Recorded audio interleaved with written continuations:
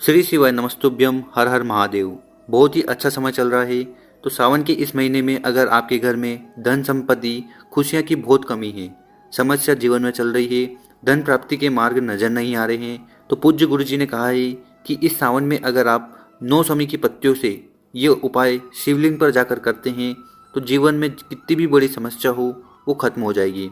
गुरु जी की कथा को सुनकर उसको समझ कर आपको ये उपाय बहुत अच्छे से बताएंगे। लेकिन उसके पहले वीडियो को लाइक नहीं किया है तो लाइक कर दें, और अभी तक चैनल को सब्सक्राइब नहीं किया है तो सब्सक्राइब जरूर करें।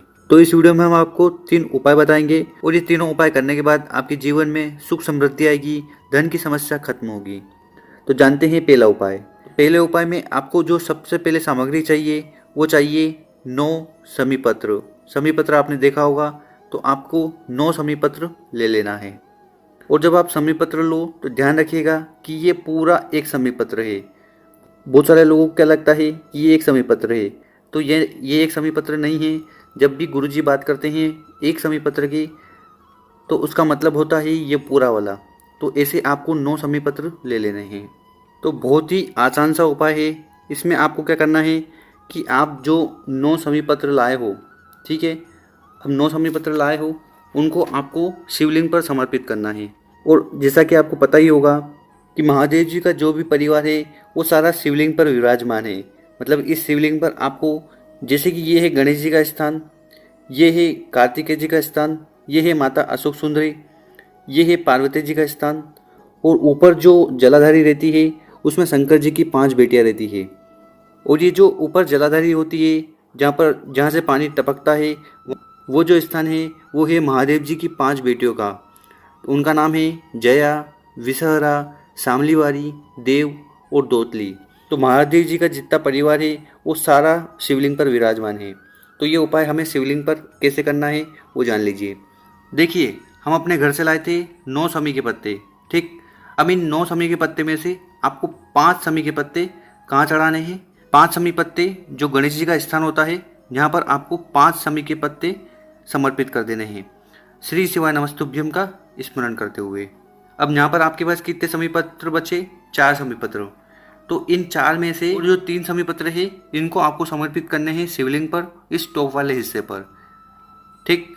3 समी पत्र यहाँ करने हैं, 5 समी पत्र आपको यहाँ करने हैं। टोटल कितने हो गए? 8 समी पत्र। हम लाए थे 9 समी पत्र, तो बाकी बचा 1 समी पत्र।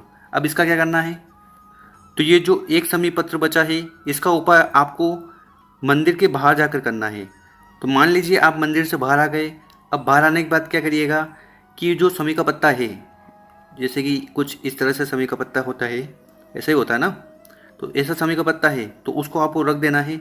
उसके बाद 1 घी का दिया, वाह कितना अच्छा बना, तो 1 घी का दिया आपको उसके साइड में जला देना है।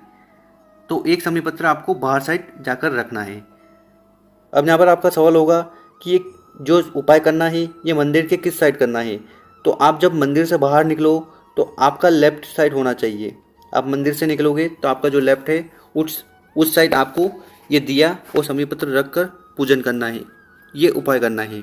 और जब ये आप उपाय कर रहे हो तो उस समय आपको एक नाम लेना है, और ये नाम बहुत ही ज़्यादा इम्पोर्टेंट है, बहुत ज़्यादा ज़रूरी है। तो कौन से नाम का स्मरण करना है? आपको नाम का स्मरण करना है मयूर ध्वज। तो ये गणेश जी का बहुत ही प्यारा नाम है, इसका आपको स्मरण करना है, मयूर ध्वज। तो जब आप ये उपाय कर रहे होंगे मंदिर के बाहर जाकर, तो आपको मयूर ध्वज का नाम लेकर दीप जलाना है, समी पत्र रखना है, और अपनी जो भी कामना है वो आपको मंदिर के बाहर कर लेनी है।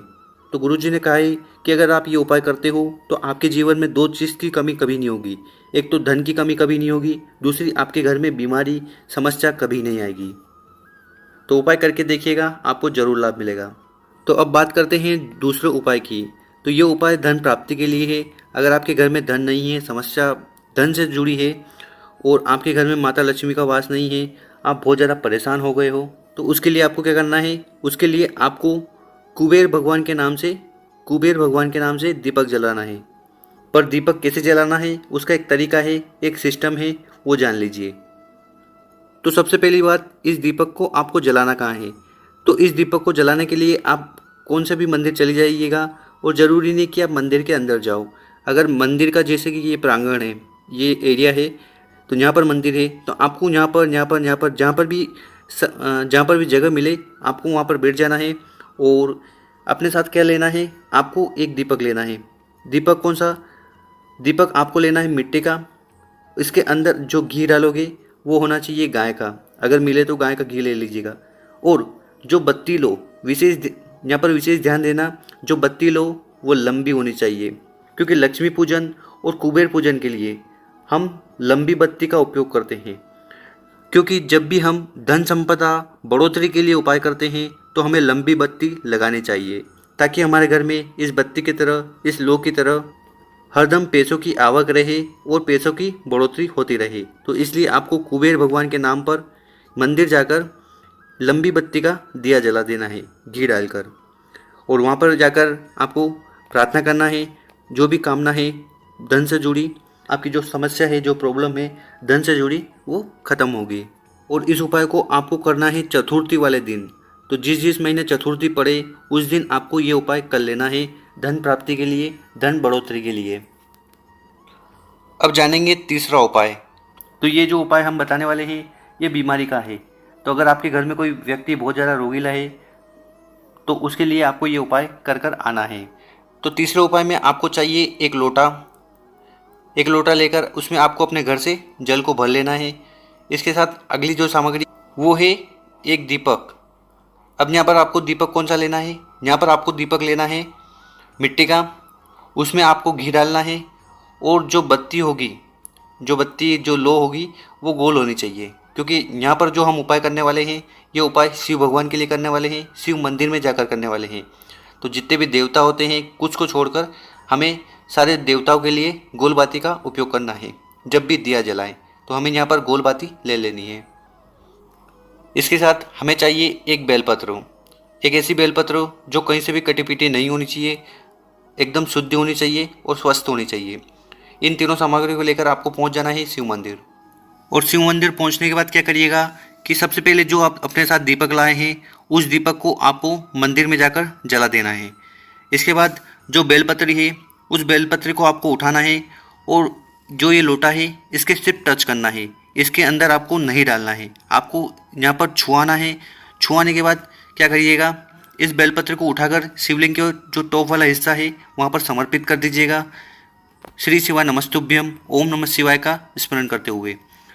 और फिर ये जो लोटे का जल है ये आपको शिवलिंग के ऊपर समर्पित कर देना है कुंदकेश्वर महादेव का नाम लेकर, कुंदकेश्वर महादेव। तो जब आप यहाँ पर शिवलिंग पर जल चढ़ाएंगे तो वो जल बहता हुआ इधर नीचे की तरफ आएगा। तो वो जब बहता हुआ नीचे की तरफ आएगा, यहाँ पर आपको वापस से वो पात्र, वो कलश रख देना है और उस पात्र में उस जल को इकट्ठा कर लेना है। इसके बाद इसको आपको अपने घर ले जाना है और घर ले जाकर जो भी व्यक्ति बहुत ज़्यादा बीमार है, जो बेड पर ग्रस्त है, सपोज़ ये कोई व्यक्ति है जो बेड पर है और उसको कोई ना कोई बीमारी है जिससे वो ज़्यादा परेशान है, तो ये जल का लोटा ले जाकर उनको आचमन करवा देना, उनको ग्रहण करवा देना, पिला देना। तो ये उपाय करते हुए उस व्यक्ति की जितनी भी बीमारी है, जो भी समस्या है, वो धीरे धीरे खत्म होने लगेगी।